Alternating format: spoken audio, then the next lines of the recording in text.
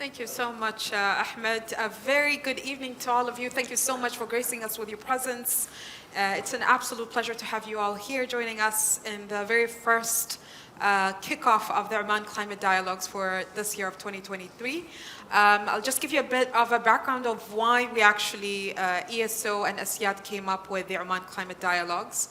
The main reason behind that is we've seen that there's a lot of uptake on sustainability events and everyone's talking about energy transition and sustainability, but for many of these discussions, we're missing out the element of what is actually happening currently when it comes to the climate in Oman. We're talking a lot about the future, but not about the current. So we thought it's a good way to kind of fill in that gap and kind of spread awareness as well when it comes to what is the current status when it comes to the climate in Oman. So hence this program, these dialogues. In general, we have 4 panel sessions that are going to be happening throughout the year. The first one is this month, and then we have another one in June, another one in August, and another one in November. You can find all the details on the Oman Climate Dialogue website that is on Asiyad's and ESO's social media accounts. You can find more details on that. In addition to that, we've decided as well to do what we like to call climate clinics, which are dedicated workshops for specific target groups. One will actually be talking about how to run a sustainable event, how to minimize as much as possible your carbon footprint when it comes to plastic and whatnot when you run an event. The second one will be targeting specifically the youth and will be happening during Omani Youth Day, where we're talking about green jobs and how young people can capitalize on the opportunity of the availability of green jobs that are coming for sure. And the last one will be tackling sustainable finance, specifically looking at the financing sector and how we can actually increase that discussion when it comes to funding and green funding. And then the culmination of all of this will be a white paper that we hopefully are going to be submitting into the Oman COP28 team with all the hopes, dreams, and apprehensions of all of you and all of us when we are talking about these discussions, with the hope that that will hopefully help in informing the COP28 team as they head into the negotiations of COP28. And that's how we're trying our level best to kind of get impact from the work that we're doing here in the Oman Climate Dialogues. With that said, we're going to be kickstarting with the very first one with our esteemed panel. It has been an honor and also a bit of a struggle to actually get our panelists to agree to speak to this because of their busy schedules, but we're very honored to have Ambassador Dr. Adnan Al-Azri here joining us, the chairperson of the CLCS Commission at the United Nations, and as well Professor Yassine Sharabi, who is really a professor and a thought leader when it comes to atmospheric science and the environment, specifically when it comes to modeling and climate adaptation and mitigation when we take Oman into the context as well. And that will mean that we're kickstarting our session and our panel discussion where we're going to be discussing about the climate impacts that we're subjected to here in Oman. So be it temperature, be it sea level rise, be it cyclones that we're actually getting pretty much on average twice a year now, according to facts that we're getting from the World Bank and UNFCCC. We tend to assume, because we're seeing it, that we know about the Oman's climate status, but the fact is many of us actually don't. So when it comes to the atmospheric side of things, Professor Yassine, what is currently the status? What can we say about Oman's climate right now? Before answering this question, just I'm gonna answer why, if you stop now, sorry. Yeah, sure, go ahead. Yeah, just it's a quick answer because I was involved in the 5th assessment report and I wrote this question. We have what we call FAQ, frequently asked question. If we stop now the emission of greenhouse gas emission, if the climate will change or not. No, because the climate is governed by atmospheric process, which is very, very slow. It means if we stop now, at least we have another 100 years in order to incorporate this slowness of emission in order to see a reduction of temperature or stabilization of the climate. But to answer this question, your question regarding the status of the climate in Oman, we would like to answer, before answering this question, we need to mention what happened at global scale, and after that we downscale at the level of Oman and the region. You know, we have at the international scale organization, which is IPCC, Intergovernmental Panel on Climate Change, which is UN body. And this organization gather every 5 years scientists from all over the world. And those scientists, they don't do science, they do science assessment. And we have 3 groups. We have group 1, which is focusing on physical aspect of climate change. Group 2, which is focusing on adaptation. And we have another group which focusing on mitigation of the climate change. The latest report, which is the 6th assessment report, was published in November 22 during the COP26 in Glasgow in UK. And they clearly state that since the industrial times, the climate, the Earth, the temperature of the Earth, they increased 1.52 degrees. 1.52 degrees. At regional scale in Oman, the increase in average, it's 1.5 degrees. Usually when you look at small scale, the increase of the temperature is much more higher than the global scale. But the problem is not related to the increase of the temperature, but related to the path of this increase. We have very rapid change, very rapid increase. It means we expected that the temperature should increase about 0.6, 0.8, but over the last 20 years, we have an increase about 0.2 degrees, which is for the scientists, unbelievable. Why? This is related to the increase of the emission of greenhouse gases emission, mainly coming from China and India. Because those 2 countries, they submitted a pledge of commitment to reduce their emission, but they did not do any effort to reduce their emission. And the results, we have an increase in the temperature at the global scale and also at local scale. But the climate change could not be reduced at the temperature. We have other parameters. Of course, we cannot communicate to the large public, for example, other parameters, which is very difficult for the large public to understand those parameters. For example, we cannot talk to the exchange of heat or between stratosphere and temperature. It's very complex. We focus only on 3 parameters: temperature, rainfall, and sometimes we focus on extreme events like tropical cyclones. We have other also change, for example, in Oman, increase in sea level rise, about 3 millimeters per year. But when it comes to the temperature, we have an increase about, over the last 3 decades, about 1.5 degrees at regional scale. But if we look at local scale, we'll find that the southern part of Oman, we have an increase about 1.2 degrees. And in the northern part, starting from Sur to Shnas, we have an increase about 1.7 degrees. But also, as you have mentioned in your speech, we have also an increase in intensity and frequency of the tropical cyclones. And Shaheen, it's an alarming tropical cyclones, because this is the first tropical cyclones that hit the north parts of Oman. Usually the tropical cyclones is located between Salalah and Sur. We have an exceptional with Gono in 2007. But due to the acceleration of the warming of the Arabian Sea, we have another tropical cyclone, another strong tropical cyclone, which already hit Shaheen, and Shaheen could be repeated in overcoming 5 years. So we heard some alarming figures there when it comes to the atmospheric side. And we've heard from Professor Shaheen saying that there is 2 millimeters to 3 millimeters of increased sea level rise. What happens in the sea in Oman at the moment? Assalamu alaikum wa rahmatullahi wa barakatuh. Thank you, Rometha, for this opportunity. Let me start by a disclaimer, and for a good reason.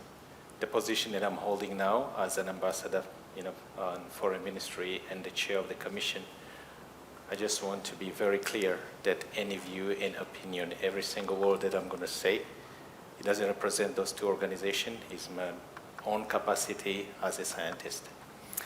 That being said, I come from a long way and jumping different stations in terms of science and politics. So just to give you an idea, I happen to be a professor at Sultan Qaboos University for 20 plus years as an oceanographer. And that's why He is my professor, which is that's why this really strong I relationship spotted that we Rometha, have. and I said, this is the kind of person, a youth that I won't let her go away. So I've been chasing her wherever she goes, and I'm very proud of her where she is today. That being said, if you want to look where we are today in terms of the marine environment, I think it's a bit tricky in a sense. Why is that? I'm going to try to explain the pictures looking at 2 or 3 aspects. One of them is a global setting of what we're referring now as the marine environment, the mindset of people living in the whatever region you want to describe as being affected in terms of climate change. And the last part is just to take you with me to dive and try to understand how sensitive the marine environment is, things that you cannot see, that you think that the marine environment is in a good status. So very quickly, I take the same approach with Prof. Yassine when we try to look on the world oceans. They're driven by different, pelagic, subsurface, deep currents, which regulates temperature, which regulate productivity of oceans. And coming to a regional scales, we are not far from the impact of those currents. And once again, I'll step into Prof. Yassine area by looking at the atmospheric. We have phenomena such as El Nino, La Nina, and Indian Ocean dipole, which have a good impact in our region. So narrowing the pictures into our region, Arabian Gulf, Sea of Oman, Arabian Sea. If you look at the geographic setting, we're driven by different factors. Among the major one is the monsoon winds, which is reversing, seasonally, and these have a really big role to play when it comes, what is happening in the ocean in terms of cooling and warming and productivity of the oceans. And if I can try to go even more south, where things are really more attracting attention to international community, is Arabian Sea. We have features which is a southern upwelling along the coast of Salalah. It's one of the rare type of upwelling around the world in the sense of its magnitude, its impact on the marine environment. That being said, and the last part is as I said, the productivity itself. Since I was a student, as a fishery science and oceanographer and biogeochemist, I went kind of just looking where we thought the condition were really normal. And I would say it's early 90s that we started really, paying close attention. And there's a lot of things happening, in the marine environment, whether you're looking at, the oxygen, temperature, acidifications, pH, all of these parameters. Is really, with the environment that we have, the facility, with the team that we have behind this, is not an easy task, really, to follow. So what we're trying to do all these years to understand what we thought were the norms. But after some time, we start realizing, at least in my level of research, because I'm more interested in looking in the red tides behavior in the coastal of Oman, and we start realizing a shift into different type of these blooms, and we realize that there's something which is not normal, that we start having a shift in a composition of these blooms. That's where really we start looking at other parameters, and that's where really the alarm starting saying, there's something happening. It gave us a platform to collaborate, and I start highlighting those small research outside. Scientists caught my attention, and then they say, we can help. I got involved with a professor from Virginia and Columbia University, that I say, I think we can help, and really we need your data so that we have remote sensing that we can cover wider area, while in your case you're covering a small area. So to keep it, the long story short, that's where we started working together. And then one of the signs that we start seeing that something is wrong in our marine environment was, the behavior of these blooms, the dominance of some species, the dominance of some nutrients. There was a massive shift in really in no time, and this have really tremendous impact. If you ask me, give us an example, a simple example. I've been warning authorities that at one stage we'll be careful even consuming marine, So we should be careful eating fish. I don't want to throw it blank. Actually, I've been working closely, and then the latest that I've been in those committees, I suggested medical doctor get involved, because when this plankton comes now, because of the climate change, once again changes in temperature and carbon and impacting the stoichiometric setting. I told them, those tiny creatures, their responses, now the dominance is coming as we're seeing that more harmful plankton are more resilient to these conditions and more going to flourish more than the normal one that we used for. So the issue, so should we eat fish or not? It's a very sensitive issue, and it really, we're always giving warning. Whenever there is a fish kill, we take samples, we look at the type, and now I think I've been out of the picture, but I've been following, I've been told that there is a next step now, they are looking at the time of toxin, that's these creatures that are really producing. And the other alarming, it's when studies collaboration we had with Columbia University. Actually, they predicted Guno before it happens. They said, Adnan, we see a massive increase in surface temperature along the coast of India. What is happening in Oman? And I said, nothing. So when all these warnings start coming, then I told them, it's amazing how they were tracking. People will just be going on different websites and tracking, but those scientists in Columbia University, because they're collaborating with the Navy also, so they managed to put up this model, and they were really, I would say, close to accurate, the path of Guno. So I think I'll leave it there. So maybe if there is any more clarification on the issue. So this is where we are. To answer your questions, yes, I think we're under the influence of climate change. But to assess and quantify, I think we're still a long way back when it comes to it. Yeah. I think we need more coordination, more organization. I think we can elaborate more as we proceed with this discussion. Sure. That was quite a shock that they actually predicted Guno before it actually hit, and yet. And maybe just one funny story I should add to that. When Guno happened, then 2 months or 3 months later, Nizwa University was celebrating, I think, their annual thing. So I got an invitation. Adnan came talk to us about what do you know about Guno. So I packed myself and I went to University of Nizwa, and of course I was getting some of the data from those scientists in Columbia University.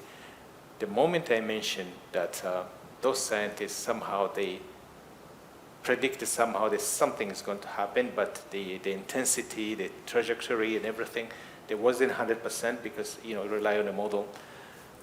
I remember there were professors sitting in the front. They said, what are you talking about? This is one event which happens every 50 years. And I said, well, they have this. And I said, no, what you're saying doesn't make any sense. And I said, you have your opinion, I have mine. The message I'm delivering now, Oman now, is on a path of cyclones. That's where I left it. So what do we do? So my next question actually has to do with that exact theme of cyclones. So according to the Ministry of Finance, they estimated that the total cost of damages for just Shaheen, which is the most recent that we can remember, was estimated at around 200 million Omani riyals. That's just the financial damage.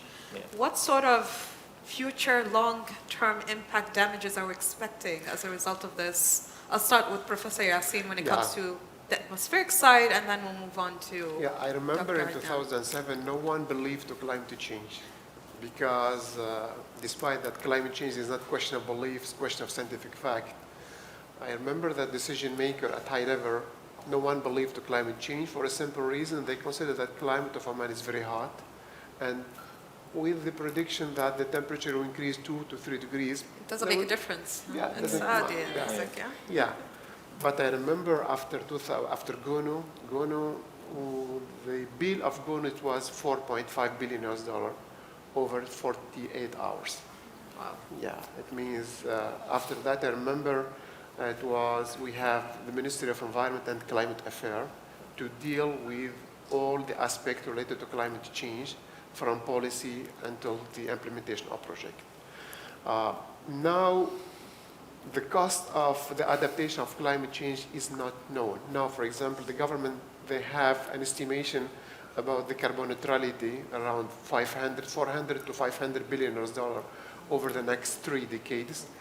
But now we have received the fund from the Green Climate Fund in order to develop the bankable project for adaptations, because we need to identify the project that could help Oman to enter into the sphere of resilience.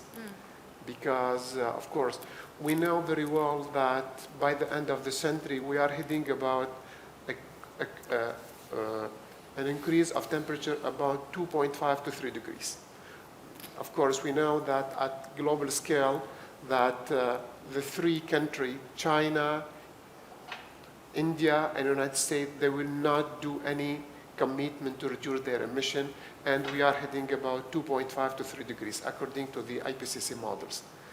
In this context now, Oman, they will implement over the next coming few months a project called National Adaptation Plan.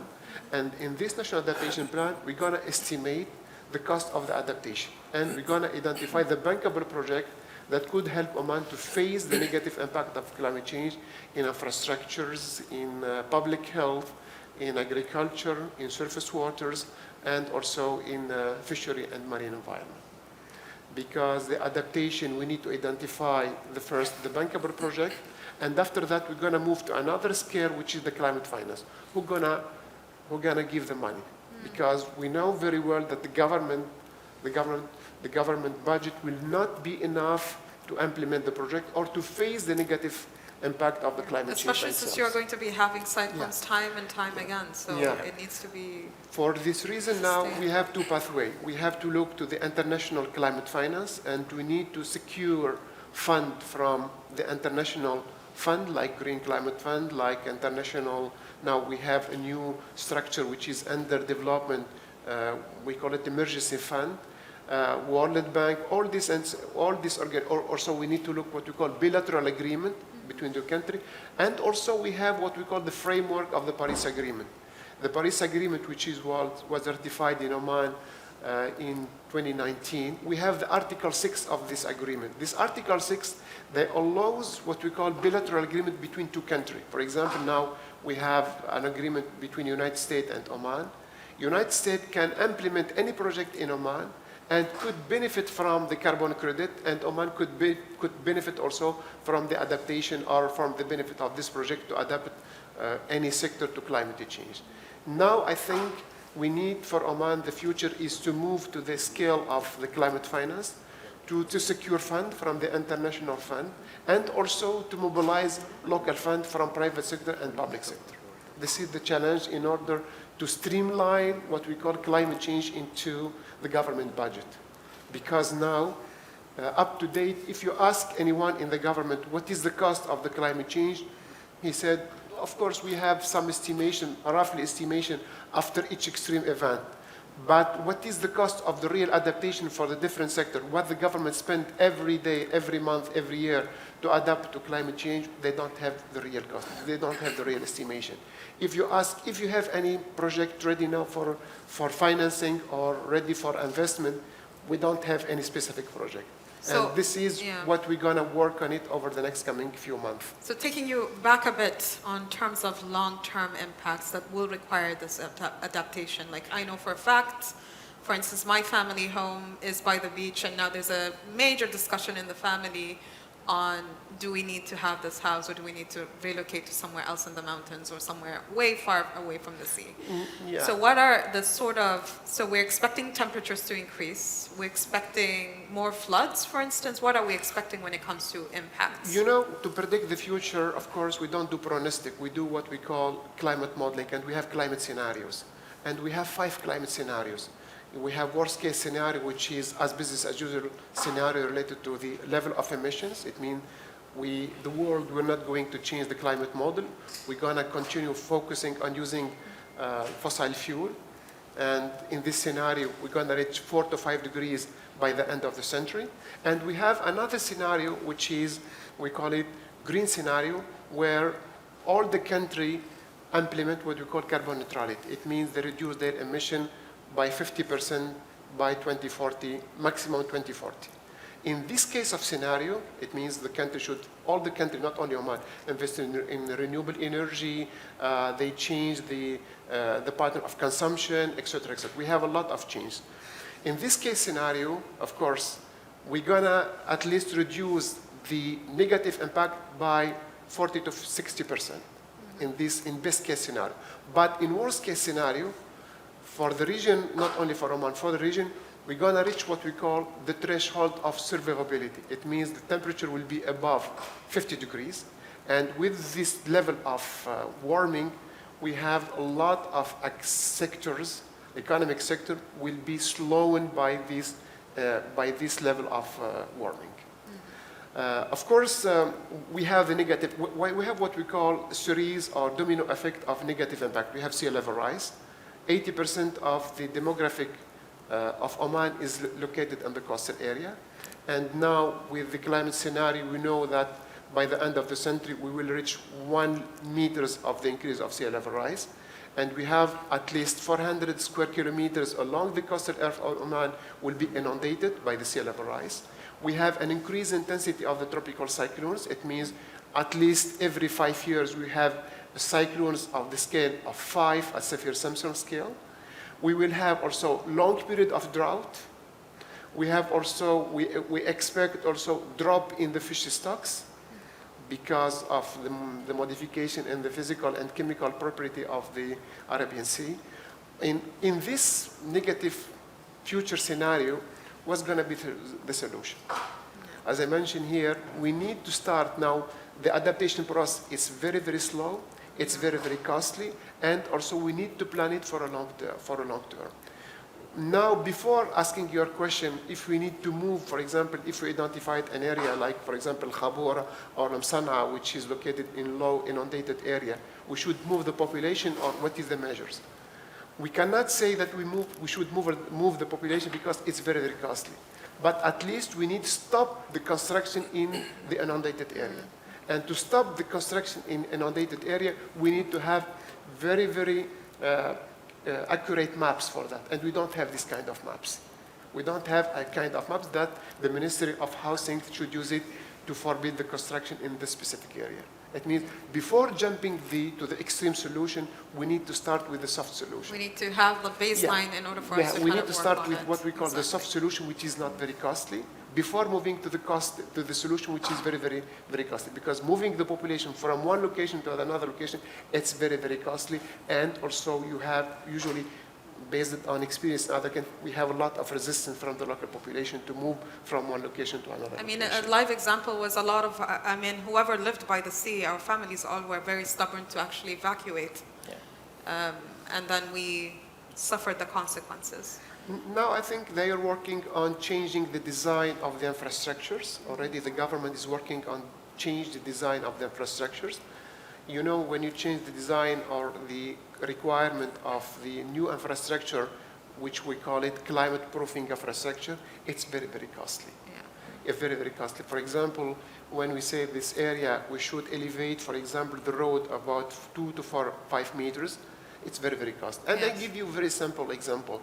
During the construction of the airport, you know the airport is located in inundated area.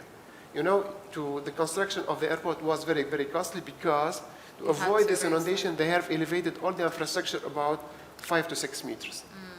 But if you look to the Al-Mawj, it's very, very low. Yes. Yeah, it's Interesting. yeah, because we have applied two different Models and different two ways different of actually requirements do for it. the constructions. And as I mentioned, when you have to integrate what we call climate proofing requirement, it's very, very costly. So climate proofing for the sea, how do we do that? I know it's tough, but is it possible? It's tough. I like Prof. Yassin, how he's putting the scenarios. At least when you look at that atmospheric, that's what you see. The impact is visible. While in the ocean, the impact is hidden. I think everyone who survived Guno, if you remember the famous photo with, chick changing around, you remember the famous one? With the Qaram area being The Kurm submerged? area with the sign of McDonald's, and the water is right under the sign of McDonald's. So that gives you a message how intense. That is something visible. And today, if I tell my kids that happened, sometimes they find it difficult, but people who saw it and so now things are back to normal. But the question is, how much do we know the impacts those cyclones left in the marine environment? Yeah. I would say close to zero.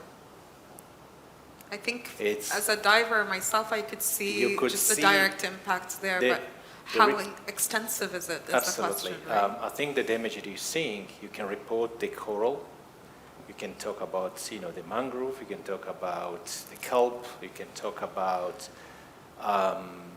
Fish stock. fish stock. But let me take you even under the microscope. You will be shocked how little we know. There is a famous book called, I don't remember the author out of my head, From the Cyclone to Viruses. You know, this cyclone, you have no idea how much damage, how much viruses, how much bacteria they're bringing in your own coastal water. And it is what it is because they come in anti-clockwise and they're all generated along, the east and come, they may take, whatever they bring us to us in our water, which you have no idea. So if you ask me where we're heading, what are we doing, I think you was touched on the most important. We need a baseline. We need a benchmark of everything. We need a benchmark to identify what is normal, what is, is not normal. And we, facing the problem. I think for years we've been reluctant to face the problem, to admit that there is a problem. Maybe because you had other priorities, maybe you haven't been hit hard to really to think like people who live in coastal area that, we saw the impact. So I think now there is that acceptance of how we want to move forward. That being said, the blame is not all, within Oman. Once again, climate change is reducing the snow in the Himalaya and in the plateaus. And this, is going to have, once again, an impact of the versal monsoon, which is driving everything in our seas. The model they are putting together, the same team, they are predicting if the snow cap keep reducing at the rate reducing now, we're going to have a very intensified southwest monsoon. And people who don't know the difference between these two set of winds, the southwest monsoon, this is the one that's happening in summer, is starting now. Which is the Kharif, which we is know Kharif. as well. And people enjoying the Kharif, probably they don't even know how the Kharif is forming. For those who don't know, it's forming is very basic. It's, where we talked about the phenomena that are boiling up in our water, which is basically the continuity of this southwest wind, which is pushing the surface away and allow the deep cold water to be on the surface. And because it's happening in summer, the high atmospheric temperature and the cold temperature, it creates humidity and so on. You have radad and so on. So you have a greener in Salalah. So one of those models, they're predicting the intense of this boiling impact. It can go all the way to Ras Al Had.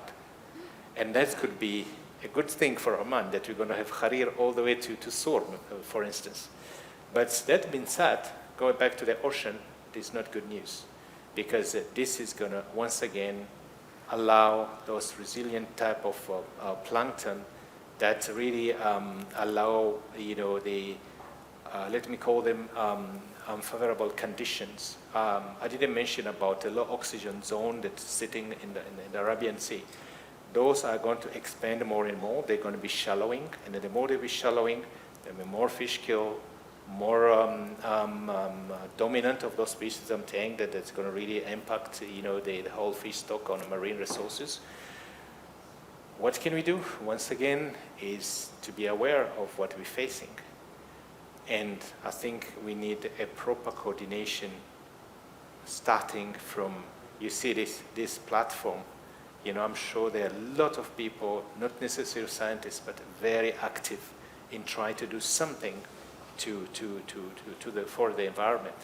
Once you leave this coordinated effort, it's going to help. It's going to be like a model. And I'm just curious about from the cyclones to viruses. Has there been any live examples of these viruses being translated to the human population as well as a result of this? Or do we just see it in the marine life? Yes. Yes, there have been cases, and the good thing among the effort we've been working, again, I'm talking about a coordinated, national team. It could be ranging from anyone. And before they were just, marine, fisheries people, marine people, modeling people. And then for doctors, for instance, a medical doctor was just, it's not that a cup of coffee. So at one stage, we start realizing that the cases, if you remember, I published one of the paper in 2014. The case happened in 2008. We had a massive bloom outbreak, and this was really unique in the sense that you could smell from a distance, school closed, refineries closed. It was really a major impact, on different entities. That caught our attention. I was still at the university, and we started because we know the movement of this bloom. They go anti-clockwise. The more they generate in Arabian Sea, we expect them to go around Pakistan, Iran, UAE, and come down all the way. So we know that sooner or later they're going to be here. So I put my team in place, and we start sampling not that far from around Adeb, Al-Obra, and Matra. You see, this is when you come to try to understand what is happening on, in Arabian Sea. This is just a tiny, tiny scale of data they're collecting. But guess what? Was, if you have asked me where you taking this data, I could just say, well, just keeping, that benchmark is really small. But when I published this paper, that's the paper which got recognition with NASA. It was picked as one of the best 7 paper published in an issue related to environment in that year. So you can see that we tend to think big. That's where we've noticed that we're going to solve problem. Small efforts, really, they matter. Those small efforts, because people said, what are you going to do with the data which is ranging from the surface to 100 meter deep, barely going, 5 or 4 kilometer, offshore. This is nothing, but this is really crucial. Any data is really valuable. Crucial, definitely. So to wrap up, because we don't have more time and I want to leave room for Q&A as well. No, that's too quick comment, because I would mention that producing knowledge and science about climate change is very, very costly. It's very, very costly and require update every 5 to 4 years. And that was leading to my last final question, and that's about Oman's ranking right now when it comes to the Environmental Performance Index. We know we have a very low ranking. A lot of people all across Oman, especially those who are working in the environmental space, have said it's because of the lack of data. So how can we collectively work to ensure that we have the ranking that we're supposed to? That's assuming that you both agree that this is a wrong ranking for us. Yeah. Yes. Before answering your question, I would mention that when we talk about adaptation and climate change, usually what I present to my students is projection up to end of the century. I said, oh, it's far away. It's far away. After eight decades, it's far away. But usually I remember them that the new generation of Omani, which born today, they will reach the end of the century if you took the life expectation, which is 74 for men and 76 for women. So it's 2 generations, basically. Yeah, this is my... Coming back to the environment impact, I was part of this national team working to improve this ranking. and already we produced 2 reports. We started the contact of, because for the environment, why Oman it's very low, because 38% of this index is related to climate change and mainly is related to climate mitigation. And when we say climate mitigation, we are talking about greenhouse gas emission and the mitigation action that should be reported to the UNFCCC. Because, and now we identified Potsdam Institute of Research, which is located in Germany. They are responsible of providing data to University of Yale.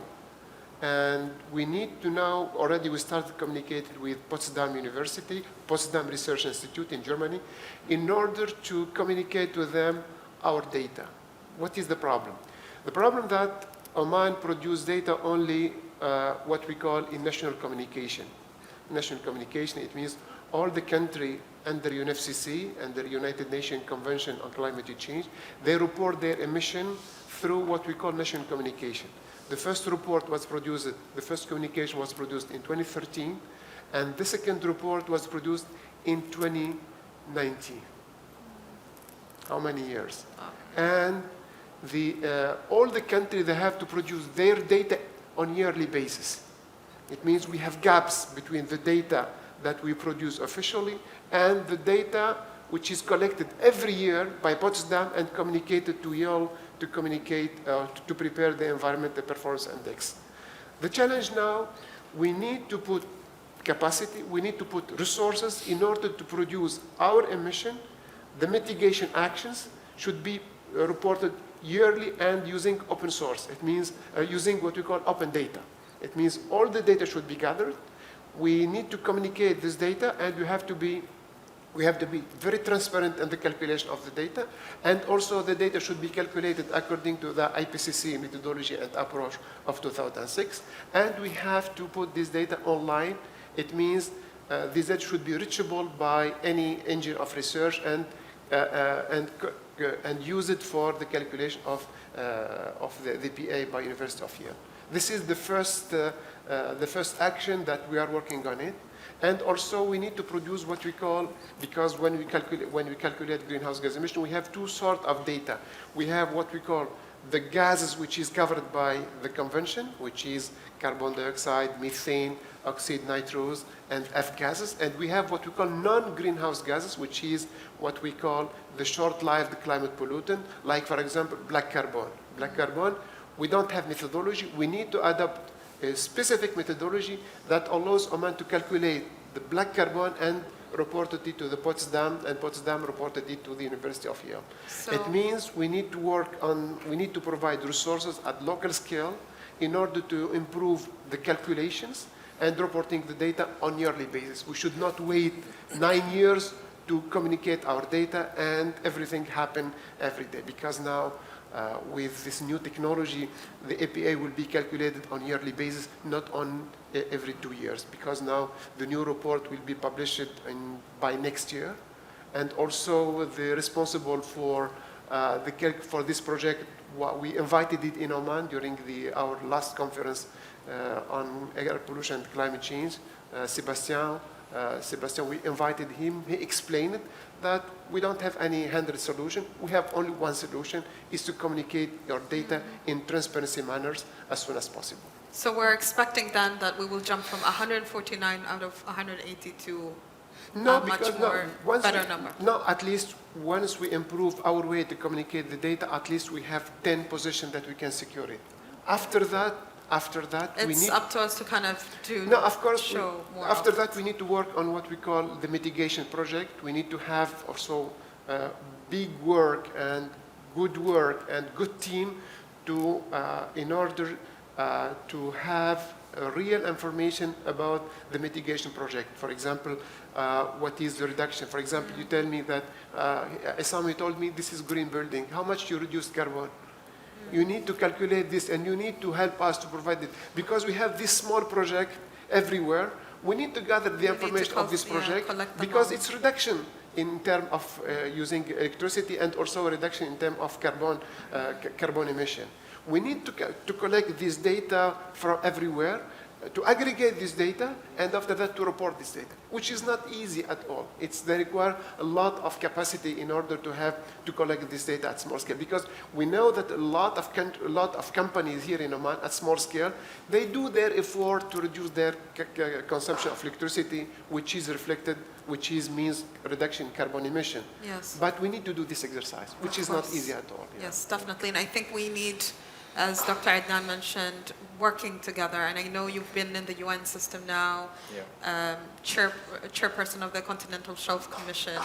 So how difficult versus how easy is for the individual to actually be part of this discussion as well? Rometa, thank you very much for that question. This is really very important question you're putting forward.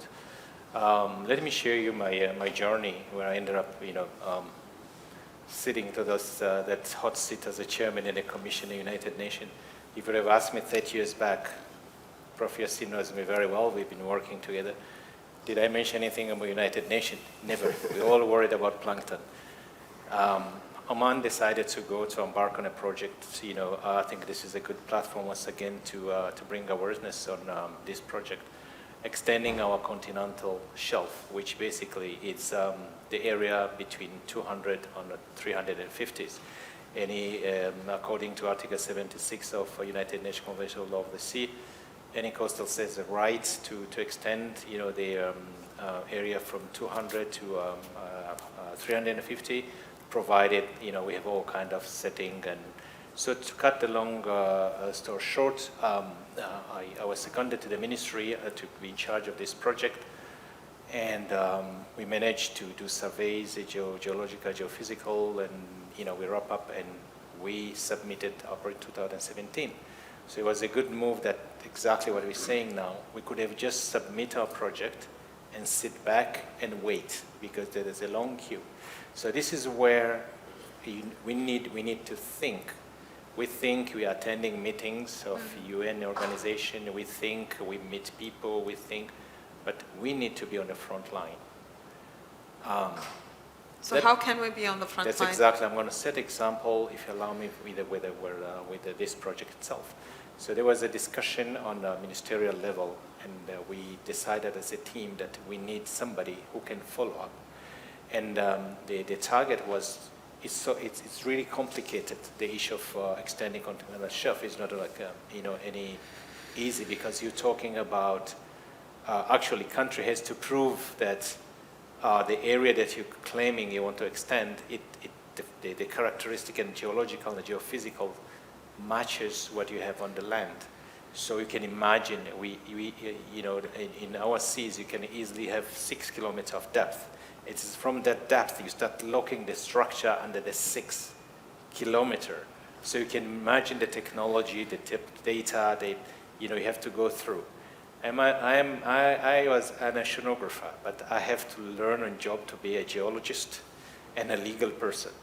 So there was a recommendation from cabinet ministers that we need to nominate somebody to go in election to be, we have, to give you an idea, this commission, it has 5 seats in each continent. So in Asia, we're fighting for 5 seats. So I went through the process of campaigning and everything. I managed to secure a seat in 2017. And this is where I said the difference of attending short meeting and be on the front line. Because I was within the organization itself, because I was exposed to the people who are making decisions, people who are evaluating, and I call them sister organization, International Seabed Authority, the International Tribunal of Law of the Sea. So you get to meet and interact with these people. That's where really you educate yourself. You get exposed to a lot of things that if you have attended one meeting, you have been exposed as much as you are. So within the 2 years, a surprise come across that my colleagues said, Adnan, we want you to be the chair. And then the way they approached me was really funny because we are 21 members. 5 of them are just close friends. They said, can I invite you for a coffee? And I was really starting something was going on. And the next day, the other one said, you know what, we've been discussing last night. I think you're a very good candidate to chair this commission. And for me, age-wise, just to give you an idea, we have people who are 86 years old. Wow.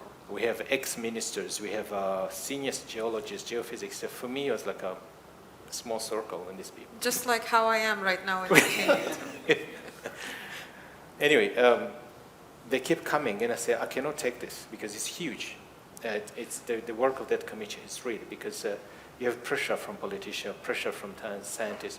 So I don't want to go there, but what I want to say is how much exposure I had when I accepted to be the chair of that commission. So I have meetings, I have, senior teams are coming to United Nations. If you ask me, for instance, where were people not seeing things, but when you step in, you start educating people. It's like the issue of coral bleaching.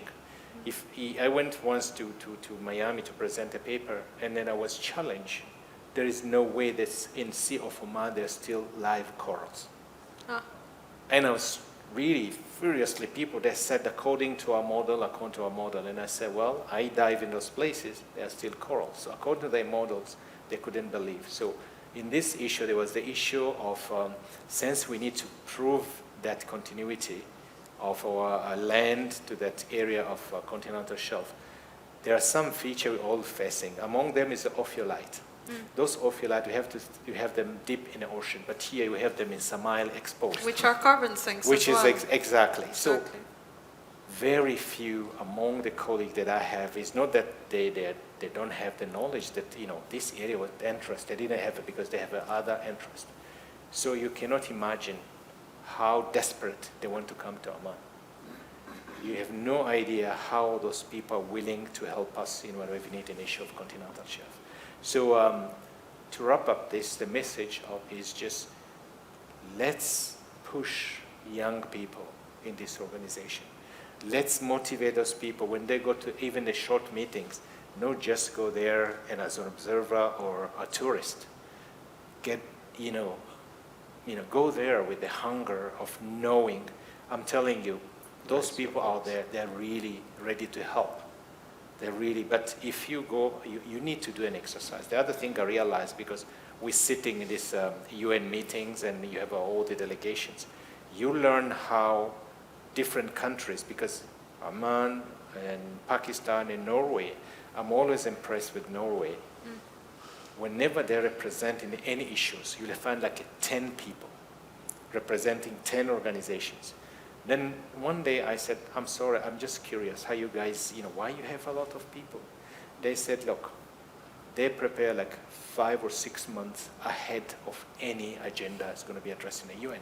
So they cover all the areas, and they have a local meeting at a national level. So they go there with a clear message, clear what exactly do they need, from the organization, what exactly the message they want to pass out. I think I don't want to judge because I've been out. You're Omani anyway. You're representing Oman, so. But there are a lot of organizations that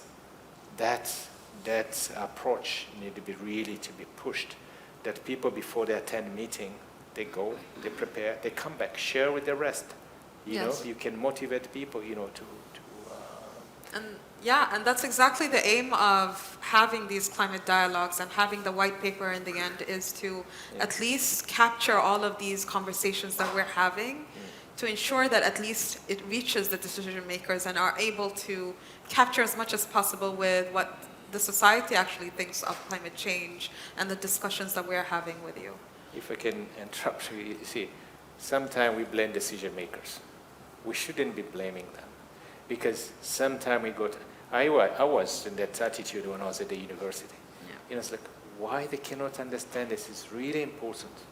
This is a national interest. But they have a full basket. You need to speak their language. Yeah, and we need to be proactive as well. You need to speak their language. Believe me, they'll listen. Yeah. Scientists, we tend to have that approach as a black and white. But spending 11 years as Minister of Foreign Affairs, I think I can speak the language. Yeah, definitely. And we definitely will be leaning on both of you when when time comes for more young people to actually really enter these spaces, specifically when it comes to climate change and representing Oman in these major events as And well. by the way, Rumetha knows very well. I turned down a lot of her things to participate. Remember what I told her when she approached me? I said, Rumetha, I'm very, very busy. But when it comes to youth and environment, I will do my very best. That I don't want to lose this opportunity. So people who are in this room, you feel that is there anything I can do for you, don't hesitate to approach me. It's a pleasure for me. Raise your voice. On that note, we are going to give our panelists a round of applause. Thank you so much